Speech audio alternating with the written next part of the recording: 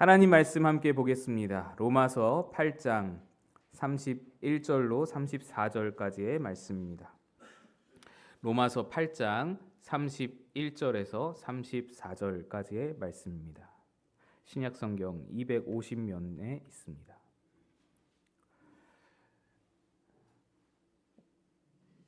로마서 8장 말씀을 우리 같이 합독하여 읽도록 하겠습니다. 시작. 그런즉 이 일에 대하여 우리가 무슨 말하리요? 만일 하나님이 우리를 위하시면 누가 우리를 대적하리요? 자기 아들을 아끼지 아니하시고 우리 모든 사람을 위하여 내주신 이가 어찌 그 아들과 함께 모든 것을 우리에게 주시지 아니하겠느냐? 누가 능히 하나님께서 택하신 자들을 고발하리요? 의롭다 하신 이는 하나님이시니 누가 정죄하리요? 죽으실 뿐 아니라 다시 살아나신 이는 그리스도 예수시니 그는 하나님 우편에 계신 자요 우리를 위하여 간구하시는 자시니라. 아멘. 할렐루야. 예수님 부활하셨습니다. 우리 앞뒤좌우로 한번 인사하겠습니다. 예수 부활하셨습니다. 예수 부활이 여러분에게 참 기쁨이 되는 줄로 믿습니다. 여러분을 위해서 부활하셨습니다. 부활의 기쁨이 여러분 모두에게 넘치시길 바랍니다. 여러분에게는 이 사람은 언제나 내 편이다 하는 사람이 있으십니까? 우리가 사회에서 관계 맺고 살아가는 사람들은 대부분이 조건적입니다.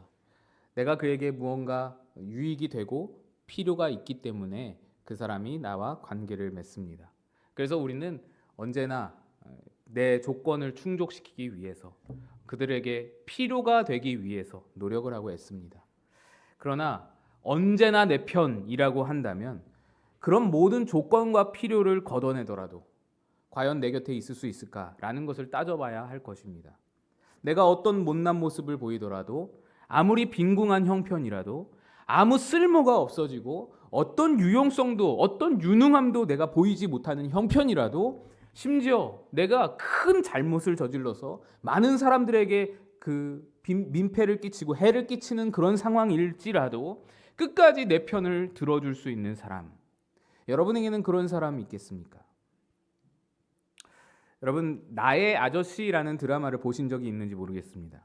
저도 그 드라마를 본 적은 없습니다. 한 번도 본 적은 없는데 얘기를 너무 많이 들었습니다. 많은 분들이 그 드라마를 인생 드라마라고 저에게 추천해 주셨습니다. 사실 저는 드라마 자체에 별로 관심이 없어서 들여다보지 않고 있었는데 이번 주 중에 설교를 준비하다가 우연히 그 드라마의 내용이 굉장히 복음적이다라는 사실을 알게 되어서 한 주 동안 설교 준비하면서 열심히 검색해서 찾아봤습니다. 물론 볼 시간은 없었고 계속해서 줄거리를 검색해서 찾아봤는데 이런 내용이었습니다. 제가 줄거리를 좀 설명해 드립니다. 주인공 아이유 씨는 아이유가 아니라 아이유 씨는 대단히 가득 도끼 가득한 인생을 살아왔습니다. 그녀는 돈 되는 일이면 뭐든지 합니다. 왜 그러냐면 배경이 있는데 6살 때 그녀의 부모가 그녀를 버려두고 빚만 잔뜩 안겨두고는 도망가 버렸습니다. 6살 때. 그래서 그 조그만 여자아이가 청각장애가 있는 할머니와 단둘이 살아갑니다.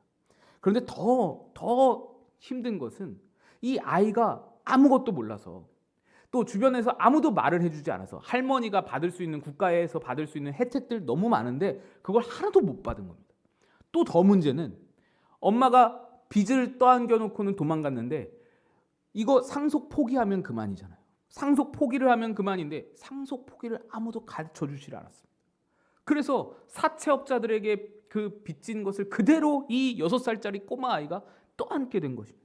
그래서 그때부터 그녀의 삶은 빚 갚는 인생이 됐습니다. 살기 위해 사는 인생이 아니라 빚 갚기 위해 사는 인생입니다. 그래서 때로는 커피 믹스로 끼니를 때우면서 악착같이 빚 갚기 위해서 애를 쓰고 노력을 했습니다. 그러나 아무리 애를 써도 그 6살에서부터 그 어린 소녀가 뭘 대단히 돈이 있겠어요? 벌 수 있겠어요? 여의치 않아서 사채업자가 매일같이 찾아와서는 욕설을 퍼붓고 폭력을 행사하고 뭐 그런 일들을 당합니다.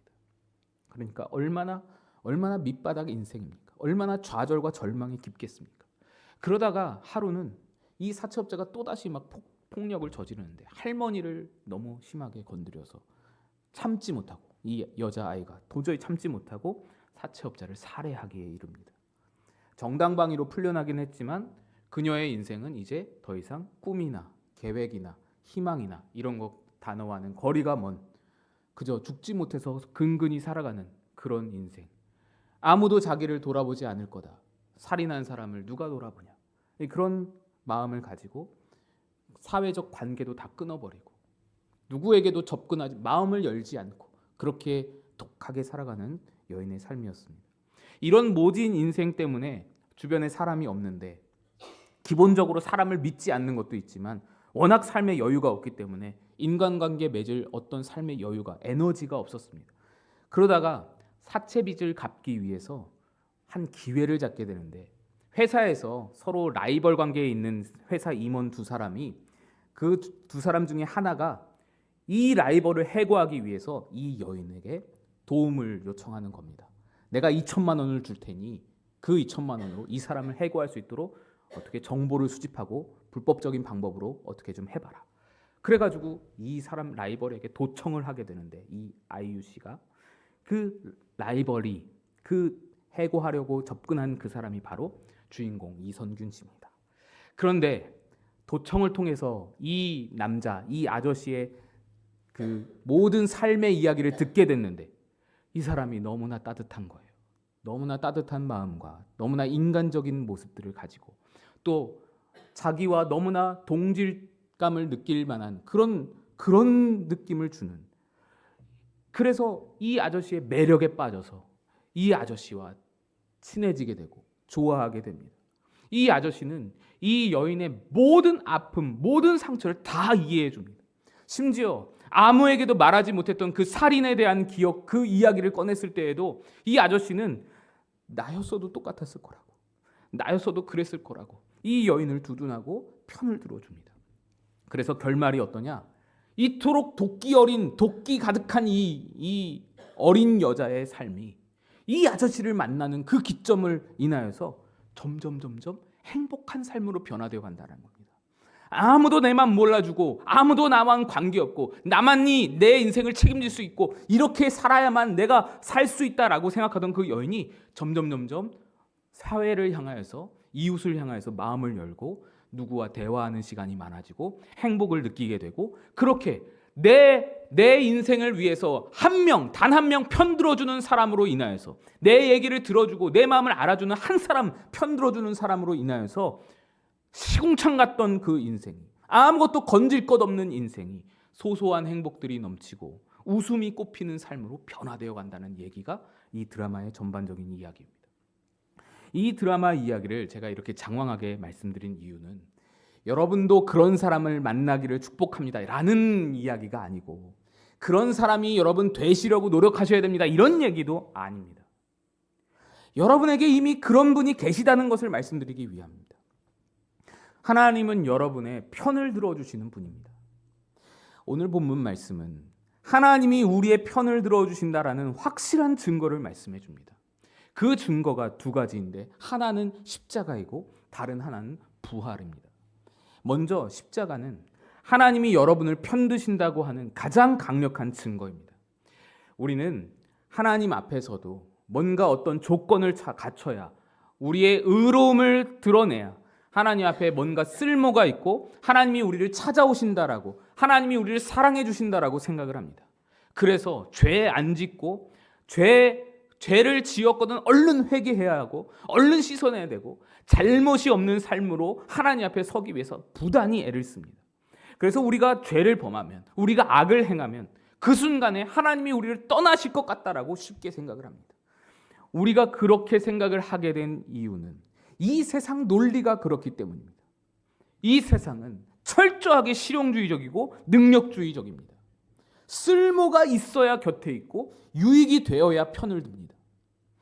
내 손해를 감수하면서까지 누군가를 위하거나 누군가를 도와주지 않습니다. 아무리 이타적인 사람이라고 할지라도 한두 번은 손해보며 도와줄 수 있지만 평생을 도와주며 편을 들 사람은 아무도 없습니다. 우리는 이러한 세상을 살아가고 있기 때문에 세상의 방식과 세상의 논리에 굉장히 익숙해져 있습니다. 그래서 자꾸만 하나님조차도 그렇게 생각합니다.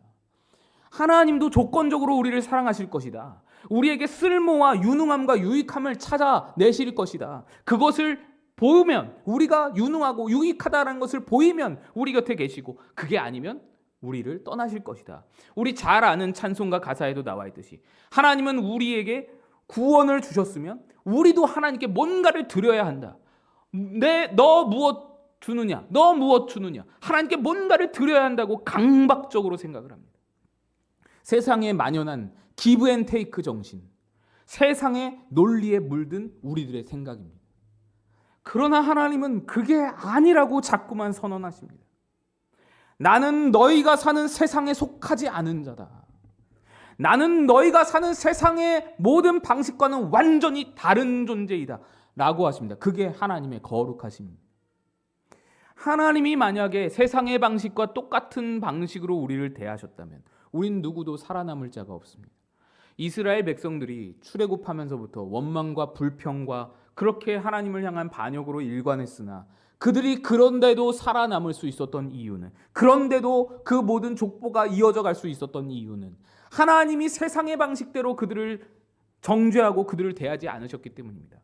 우리가 존재한다는 것 자체가 하나님의 거룩하심의 입증입니다. 그러나 우리는 이것을 잘 체감하지 못합니다. 그래서 하나님을 깊이 알지 못하고, 하나님이 어떤 분인지를 잘 알지 못하고, 믿지 못하고, 하나님을 의심하고, 편드시는 하나님을, 그 하나님이 베푸시는 은혜를 잘 누리지 못하며 살아갑니다. 그게 구약 내내 반복되었던 이스라엘의 역사입니다. 하나님이 누구인지 모릅니다. 하나님이 어떤 거룩하심을 가졌는지 잘 모릅니다. 스가랴 3장을 보시면 하나님이 이스라엘의 편을 들어주신다는 놀라운 역사적인 기록이 있는데요. 스가랴서의 역사적 배경이 이렇습니다. 이스라엘 백성들이 나라를 잃고 바벨론에서 70년 동안 포로 생활을 했습니다. 그리고는 혹독한 고생 끝에 마침내 고향 예루살렘으로 돌아왔습니다. 그들은 벅찬 감격과 기대와 설렘과 희망을 가지고 이제 예루살렘 성전을 건축하면 우리에게 놀라운 부흥과 놀라운 은혜가, 우리에게 놀라운 축복이 있을 것이다 라고 기대하면서 돌아왔습니다. 그런데 그들을 기다리고 있는 그 환경은 황량하기 그지없는 폐허가 돼버린 예루살렘 성이었고, 아무것도 남아있지 않아서 도저히 성전 재건을 시작하기가 너무나도 어려운 각박한 상황이 그들을 기다리고 있었습니다.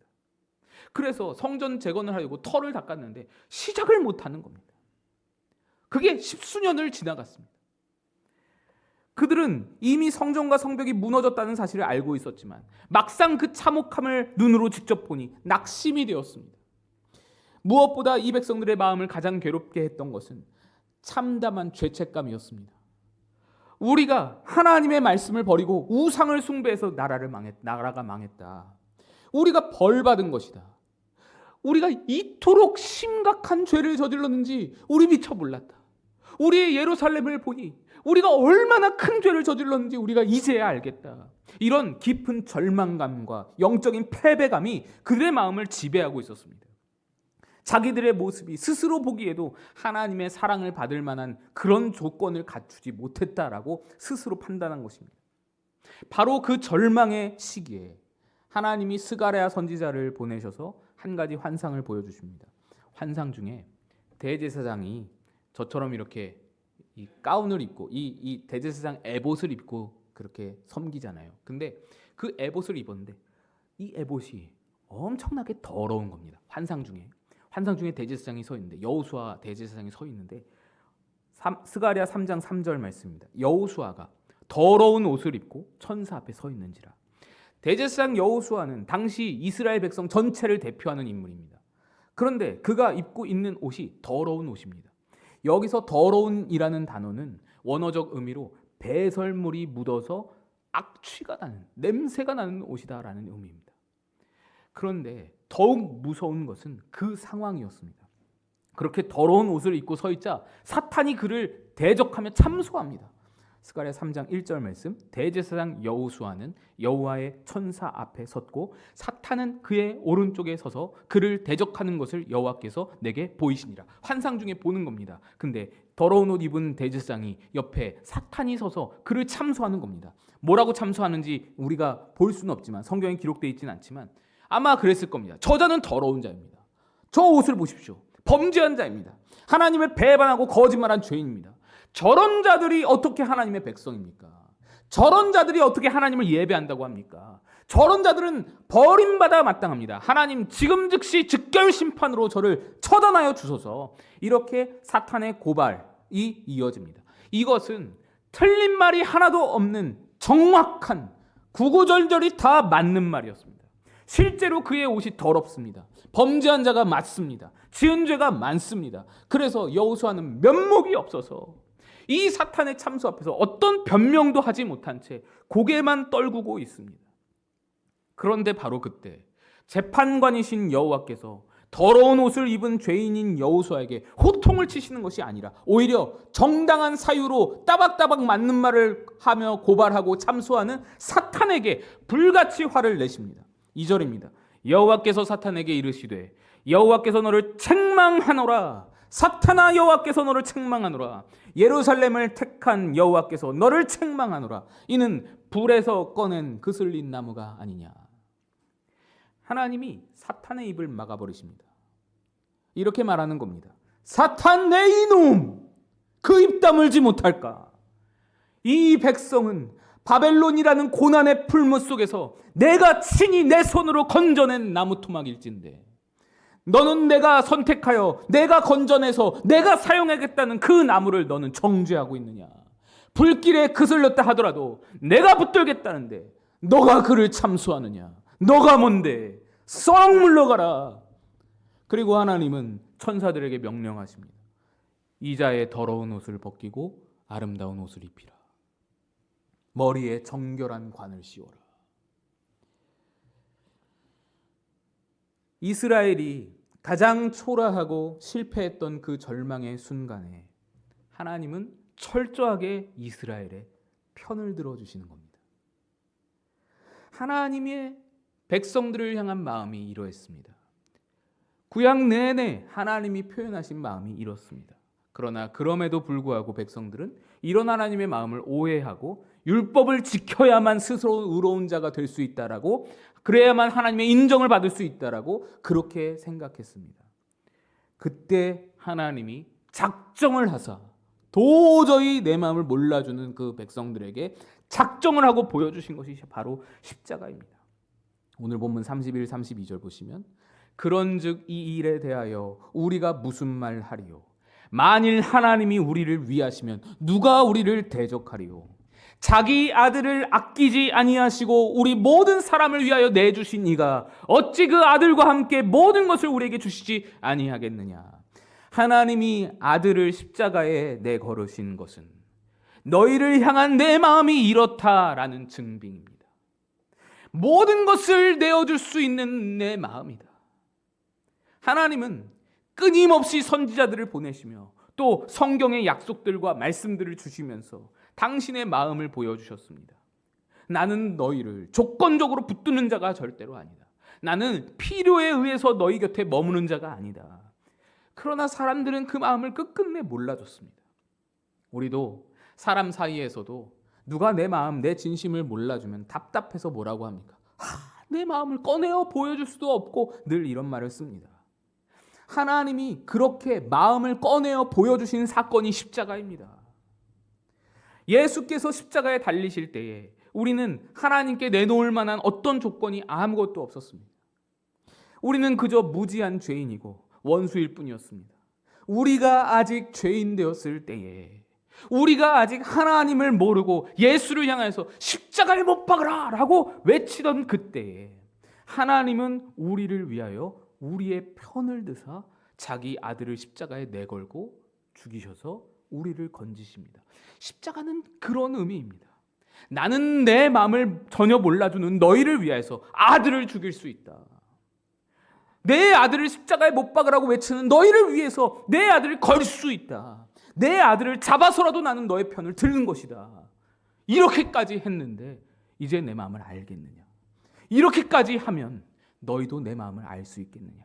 이 외침이 바로 십자가의 외침인 것입니다. 그런데 하나님 마음의 입증은 여기서 끝나지 않습니다. 예수님은 우리를 위해 죽으실 뿐만 아니라 부활하셨습니다. 예수님은 부활하셔서 하나님 보좌 우편에 앉아 계셔서 살아계십니다. 왜 부활하시고 왜 살아계십니까? 본문 34절에 이렇게 말합니다. 누가 정죄하리요? 죽으실 뿐 아니라 다시 살아나신 이는 그리스도 예수시니 그는 하나님 우편에 계신 자요 우리를 위하여 간구하시는 자시니라. 여기서 우리를 위하여 간구하신다라는 것이 무슨 의미입니까? 우리의 편을 드신다는 겁니다. 어떤 상황이라도 우리의 편을 드는 것을 포기하지 않으신다는 것입니다. 예수님이 부활하사 지금도 살아계신 이유는 매 순간을 살아계시는 동안에 십자가에 죽었던 그 정성보다 더 큰 정성으로 내가 너의 편을 들겠다. 이 의지 표명이 부활하심입니다. 너희가 아무리 말을 듣지 않고 너희가 아무리 가치 없어 보일지라도 내가 살아있는 한 나는 너의 편을 들 것이다. 너의 편을 들기 위해서 나는 영원히 살 것이다. 너의 편을 들기 위해서 내가 부활했다라고 말씀하시는 것입니다. 여러분은 이런 약속과 작정을 받으신 자들입니다. 이걸 받았는데, 이걸 여러분이 가졌는데, 여러분 뭐가 더 필요하십니까? 내 편되심을 증명해 보이기 위해서 아들을 걸고 그 험악한 십자가에 자기 아들을 걸고 그걸로도 부족해서 영원히 내 편을 드시겠다고 그 사망 권세를 이기고 살아나신 분이 지금도 우리를 위해 간구하시며 우리 안에 내주하시면서 우리와 함께 연합하여 우리를 이끌고 계신 하나님이신데 도대체 무엇이 부족하여서 여러분의 인생 가운데 쩔쩔매고 계십니까? 이 약속과 증명이 여러분에게 소망이 되지 못한다면 우린 도대체 무엇으로 소망 삼고 살 수 있을까요? 하나님이 도대체 뭘 더 주셔야, 뭘 더 보여주셔야 여러분에게 소망이 있겠습니까? 만족이 있겠습니까? 하나님의 극진하신 사랑이 십자가와 부활로 우리에게 증명되는 것입니다. 여러분 다시 한번 묻습니다. 이토록 작정하사 우리의 편을 들어주시는 분이 계시는데 우리가 가지지 못한 것이 무엇입니까? 무엇을 더 주셔야 여러분이 만족과 기쁨과 감사로 살 수 있겠습니까? 여러분, 우리는 아무것도 없지만 모든 것을 가진 자처럼 살 수 있는 놀라운 특권을 가진 자들입니다. 아멘이십니까? 이 신앙의 근본이 있는 자는 어지간한 문제와 폭풍과 풍랑 속에서도 끄떡이 없습니다. 흔들리지 않습니다. 여러분의 모든 문제들 앞에서 이 특권을 확인하고 굳게 서시기를 축복합니다. 하나님의 사랑이 여러분을 강권하십니다. 오늘 다시 한번 우리를 향하신 하나님의 마음과 의지와 작정을 확인하시고 내게 부여하신 신분과 특권이 무엇인지 확인하시고 굳게 서서 믿음의 길을 걸어가시는 여러분 되시기를 주님의 이름으로 축원합니다. 기도하겠습니다. 하나님 아버지, 십자가와 부활로 하나님 마음을 보여주시니 감사합니다. 이 확실한 증거로 하나님의 마음을 항상 잊지 않고 이 험한 세상 영원토록 내 편 되시는 주님을 의지하여 담대하고 두려움 없이 살아가게 하여 주옵소서. 우리를 위해 부활하신 예수님의 이름으로 간절히 기도드리옵나이다. 아멘.